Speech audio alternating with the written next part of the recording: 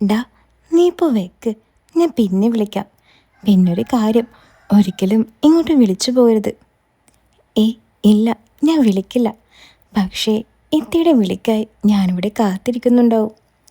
ഡാ, ചുമ്മാ ഇരുന്നാൽ പോരാ, വല്ല ഐഡിയയും ആലോചിക്ക്. ആ, അതൊക്കെ ഞാൻ നോക്കാം.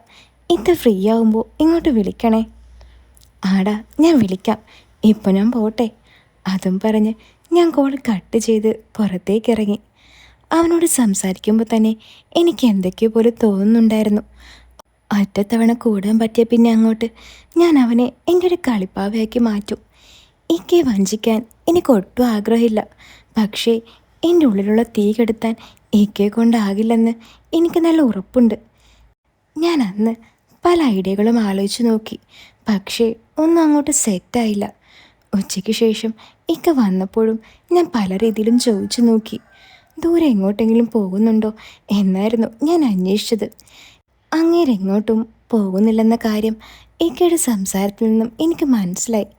ഇടയ്ക്ക് ചെന്നൈയിൽ പോകാറുള്ള ഇക്ക ഈയിടെയായിട്ട് അങ്ങോട്ടും പോകുന്നില്ല.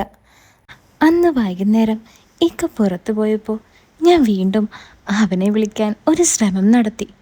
പക്ഷേ കുട്ടികളുള്ളത് കൊണ്ട് ആ ശ്രമം നടന്നില്ല. കുട്ടികൾ അടുത്തുണ്ടെങ്കിൽ വിളിക്കാൻ പറ്റില്ലെന്ന് മനസ്സിലാക്കിയ ഞാൻ കുട്ടികൾക്ക് മിഠായി വാങ്ങാൻ പൈസയും കൊടുത്ത് ഞാൻ അവരെ അടുത്തുള്ള കടയിലേക്ക് പറഞ്ഞു വിട്ടു. അവരങ്ങനെ മുറ്റത്തേക്ക് ഇറങ്ങിയതും ദാ വരുന്നു ബൈക്കിൽ ഇക്കയുടെ ചേട്ടനും ഭാര്യയും.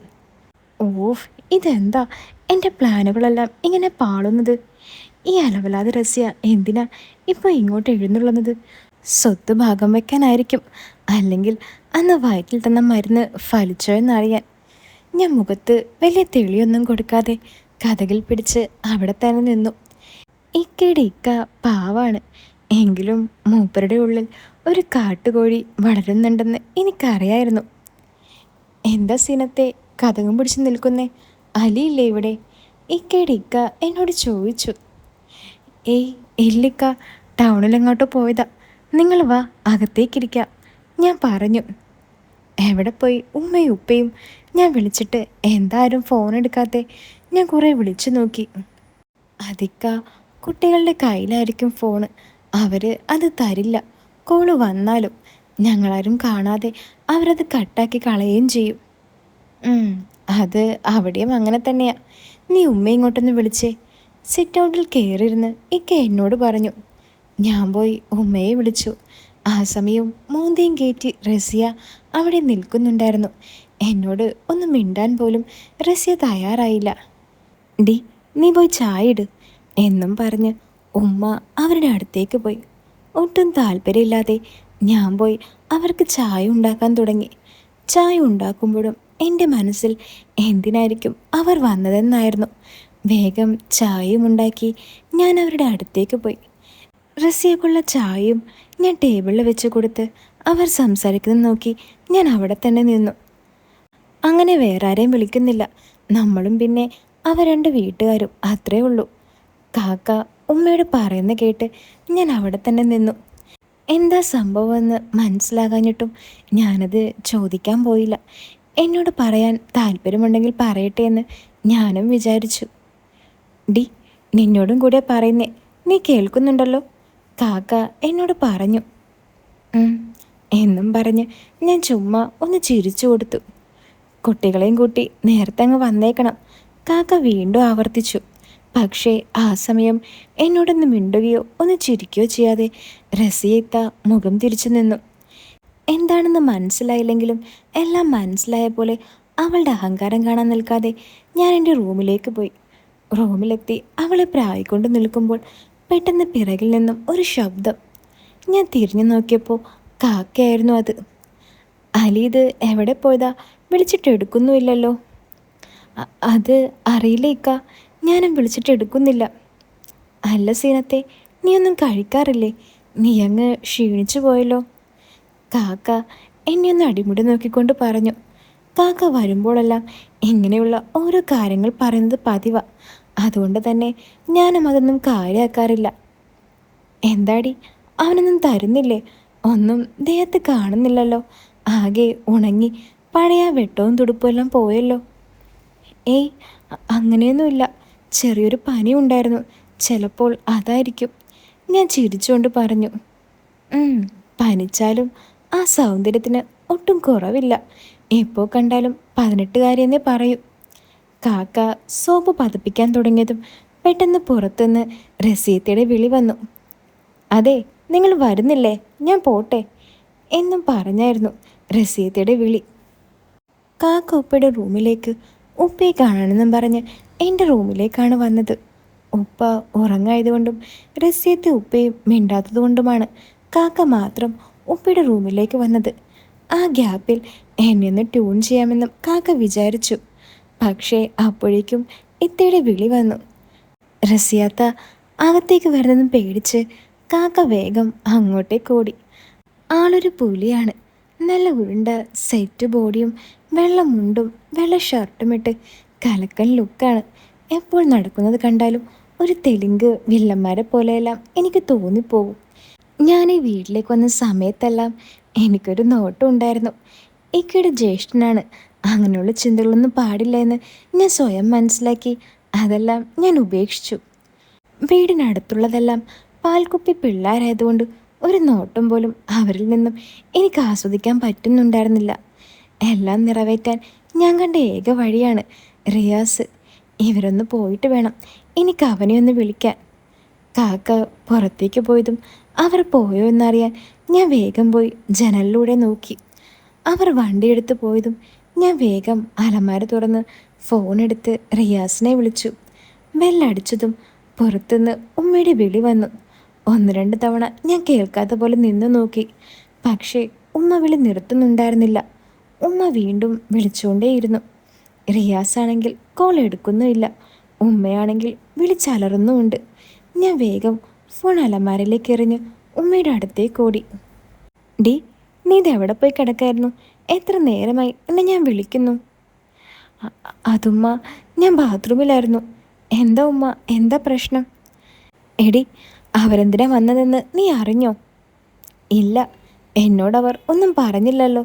ഞാൻ പുച്ഛത്തോടെ പറഞ്ഞു. ആ, അത് സാരില്ല, എന്നോട് പറഞ്ഞിട്ടുണ്ട്, അത് മതി. എന്താ ഉമ്മ, എന്താ കാര്യം?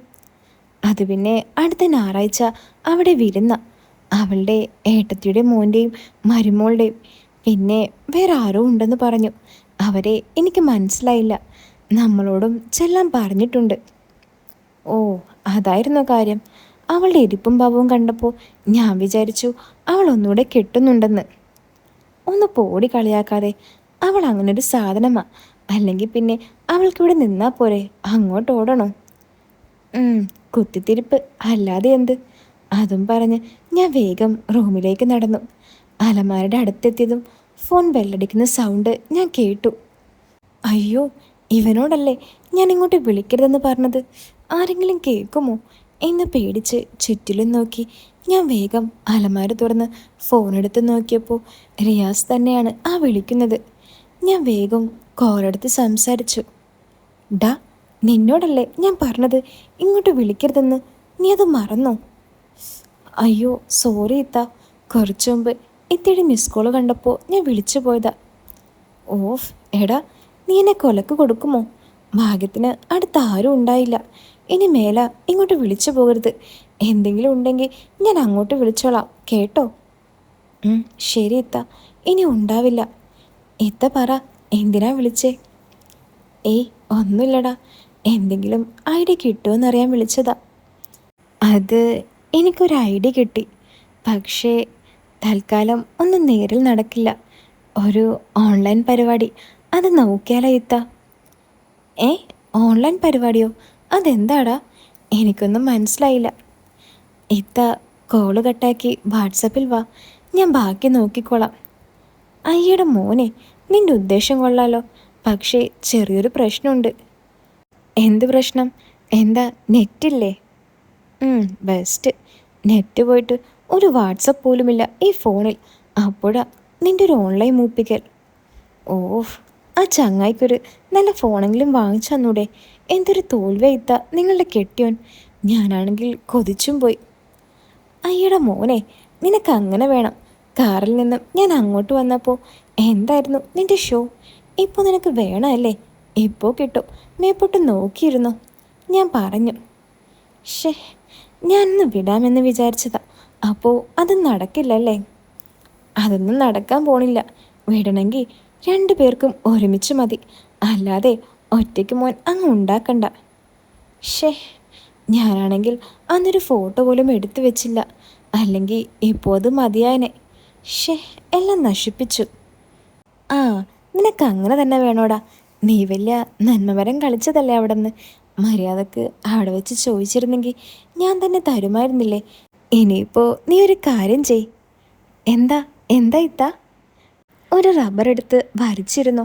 ഇനി റബ്ബർ കിട്ടിയില്ലെങ്കിൽ അതെടുത്താലും മതി. ഇനിയിപ്പോൾ അതിന് കൊള്ളാം.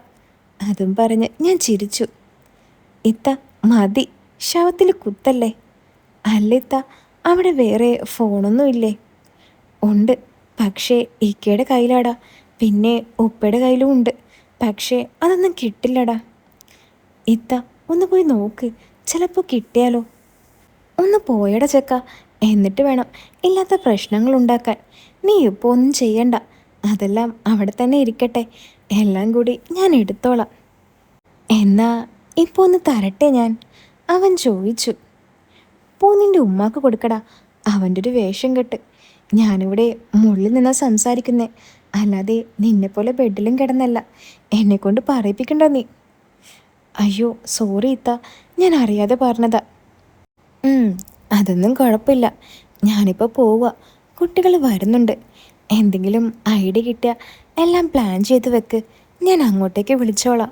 ഞാൻ പറഞ്ഞു. ഓക്കെ ഇത്ത, ഞാൻ നോക്കട്ടെ. എടാ, പിന്നൊരു കാര്യം, അതൊന്നും തീർക്കണ്ട കേട്ടോ. എനിക്ക് കുറേ കാണുന്നത് ഇഷ്ടമാണ്. ഡാ, ഞാൻ പോണ്, പിന്നെ വിളിക്കാം. കുട്ടികൾ വരുന്നത് കണ്ട് ഞാൻ വേഗം കോള് കട്ട് ചെയ്ത് പുറത്തേക്കിറങ്ങി. ഷേ, നല്ലൊരു ഫോണുണ്ടെങ്കിൽ ഇപ്പോൾ വല്ലതും നടത്തായിരുന്നു. ആ പായനാണെങ്കിൽ മനുഷ്യനെ പറഞ്ഞ് കൊതിപ്പിക്കുകയും ചെയ്തു. ഉപ്പ ഉറങ്ങിയാവോ? ഒന്ന് പോയി നോക്കിയാലോ. ഞാൻ പതിയെ ഉപ്പയുടെ റൂമിലേക്ക് നടന്നു. കതക് ചാരിയിട്ട് ഉപ്പ നല്ല ഉറക്കത്തിലാണ്. ഉമ്മയാണെങ്കിൽ പുറത്തും. ഉപ്പയുടെ ഫോൺ കിട്ടിയാൽ ഇപ്പോൾ അവനെ വിളിക്കാം, അവൻ്റെ എല്ലാം മാറ്റിക്കൊടുക്കാം, കൂട്ടത്തിൽ എൻ്റെയും. ഞാൻ ആ കതക് തുറന്ന് പതുക്കെ ഉപ്പയുടെ റൂമിലേക്ക് കയറി. മഴക്കാലമായതുകൊണ്ട് നല്ല തണുപ്പാണ് ഉപ്പയുടെ റൂമിൽ. ദേഹം മുഴുവൻ പുതപ്പുകൊണ്ട് മൂടിയ ഉപ്പയുടെ തല മാത്രമേ പുതപ്പിന് പുറത്തുള്ളൂ. റൂമിൽ കയറി ഞാൻ പതിയെ അവിടെയെല്ലാം ഉപ്പയുടെ ഫോൺ തിരഞ്ഞു. ബെഡിലും കസേരയിലുമെല്ലാം ഞാൻ നോക്കി, പക്ഷേ അവിടെയൊന്നും ഞാൻ ഫോൺ കണ്ടില്ല. ഫോൺ കയ്യിലും പിടിച്ചാണ് സാധാരണ ഉപ്പ ഉറങ്ങാറ്. ഇനി ചിലപ്പോൾ പുതപ്പിനടിയിൽ വല്ലതും വെച്ച് ഉറങ്ങിയോ? ഇടയ്ക്കൊക്കെ ഫോണും പിടിച്ച് അതേപടി ഉറങ്ങാറുണ്ട്. ഫോണൊന്ന് കിട്ടിയിരുന്നെങ്കിൽ അവൻ്റെ തലയെടുപ്പ് ഒന്ന് കാണാമായിരുന്നു. ഞാൻ രണ്ടും കൽപ്പിച്ച് ഉപ്പയുടെ ഫോൺ എടുക്കാൻ തന്നെ തീരുമാനിച്ചു. ഉപ്പ അറിയാതെ പതിയെ പുതപ്പ് മാറ്റി ഞാൻ തിരയാൻ തുടങ്ങി. ഉമ്മ വന്നാലോ ഉപ്പ എഴുന്നേറ്റാലോ എല്ലാം ഇതോടെ തീരുമെന്ന് എനിക്കറിയായിരുന്നെങ്കിലും എൻ്റെ വഴിവിട്ട ആഗ്രഹം എന്നെ തടഞ്ഞില്ല. എങ്ങനെയെങ്കിലും അറിഞ്ഞൊന്ന് പൊട്ടിച്ചു വിടണം. അതിപ്പോൾ ഇങ്ങനെയാണെങ്കിൽ ഇങ്ങനെ തന്നെ നടക്കട്ടെ. ഉപ്പയുടെ വലത്ത് സൈഡിലെല്ലാം നോക്കിയെങ്കിലും ഫോൺ എനിക്ക് കിട്ടിയില്ല. ഞാൻ പതിയെ പുതപ്പ് താഴേക്ക് വലിച്ചു കട്ടിലിൽ ഇടത് സൈഡിലേക്ക് നീങ്ങി. പെട്ടെന്ന് പുറത്തെന്തോ സൗണ്ട് കേട്ടതും ഞാനൊന്ന് നെട്ടി. ഉപ്പയുടെ റൂമിൻ്റെ ജനവാതിലൂടെ നോക്കിയപ്പോൾ ഉമ്മയും കുട്ടികളും പുറത്ത് മുറ്റത്തെ പേരക്കമരയിൽ നിന്നും പേരക്ക എടുക്കുന്നത് ഞാൻ കണ്ടു. ഉമ്മയുടെ കയ്യിൽ നിന്നും വീണ വടിയുടെ സൗണ്ടായിരുന്നു ഞാൻ നേരത്തെ കേട്ടത്. എന്തായാലും ഉമ്മയും കുട്ടികളൊന്നും ഇപ്പോൾ വരാൻ സാധ്യതയില്ല. ഞാൻ വീണ്ടും ഉപ്പയുടെ അടുത്തേക്ക് നടന്നു. ഇടത് കൈയും പുതപ്പിനിടയിൽ മൂടി പുതച്ചാണ് ഉപ്പ കിടന്നുറങ്ങുന്നത്. ഞാൻ പതിയെ ആ കയ്യിൽ നിന്നും പുതപ്പ് പൊക്കിയതും അറിയാതെ എൻ്റെ കൈ ഉപ്പയുടെ കയ്യിൽ തട്ടി ഉപ്പ ഉണർന്നു. ഉപ്പ നോക്കിയതും ഞാൻ ഒന്നും ചെയ്യാനാകാതെ ഉപ്പയുടെ മുഖത്തേക്ക് മുഖം നോക്കി നിന്നു. അപ്പോൾ ഈ കഥയുടെ അടുത്ത പാർട്ട് ഞാൻ ഉടൻ തന്നെ ഇടാട്ടോ. നിങ്ങൾക്ക് ഈ കഥ ഇഷ്ടപ്പെടുന്നുണ്ടെങ്കിൽ വീഡിയോ ലൈക്ക് ചെയ്യാൻ മറക്കല്ലേ. അപ്പോൾ ഇതുപോലുള്ള സ്റ്റോറീസൊക്കെ മുഴുവനായിട്ടും പച്ചയ്ക്ക് കേൾക്കാൻ നിങ്ങൾക്ക് ആഗ്രഹമുണ്ടെങ്കിൽ അടിയിൽ കമൻറ്റ് ബോക്സിൽ ഞാനൊരു ലിങ്ക് കൊടുക്കുന്നുണ്ട്. അതിൽ കയറി എനിക്കൊരു മെസ്സേജ് അയച്ചാൽ മതി കേട്ടോ. അപ്പോൾ പുതിയൊരു കഥയായിട്ട് നമുക്ക് വീണ്ടും കാണാം. എല്ലാവരും കാത്തിരിക്കുക.